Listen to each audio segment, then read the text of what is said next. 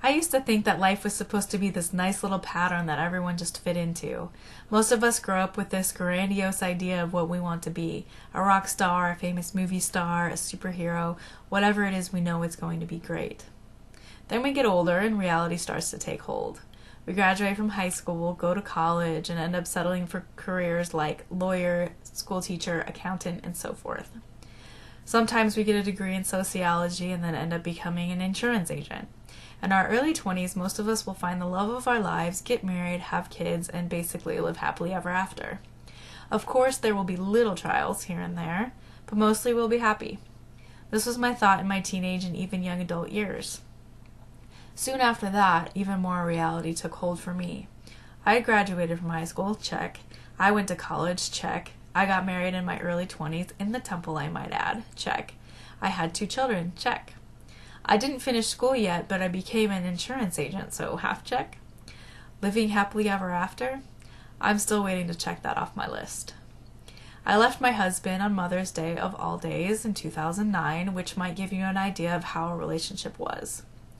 We were divorced in February 2010 when our children were 2 and 3 years old, and we had not quite hit our 6th anniversary. From 2010 to 2012, I had decided that this idea I previously had about how life was supposed to be was complete garbage, and with all that garbage I threw out, the church went with it. I tried really hard to be inactive for a while.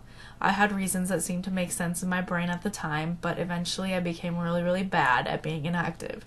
I would do things like let the Relief Society president, missionaries, and bishop come to my home, and I would even let them come in and teach me and my children gospel lessons.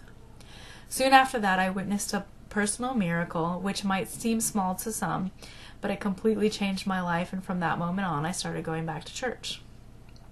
Fast forward a few years to now, life hasn't been easy. As a single mother, I've had a lot of big trials, but amazingly, I'm happy.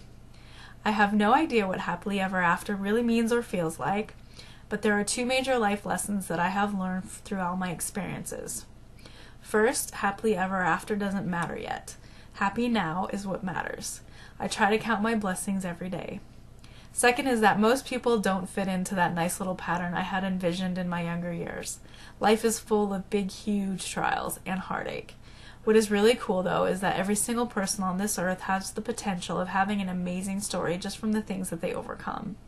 My huge career change was from insurance agent to currently a special needs aide. I am not sure exactly where my path will take me, but I do know that I want to be a part of helping people make their story great by overcoming their trials. I also want to help people realize that true happiness doesn't come from anything anyone can give you. It comes from within, and knowing that is really what sets us up for happily ever after.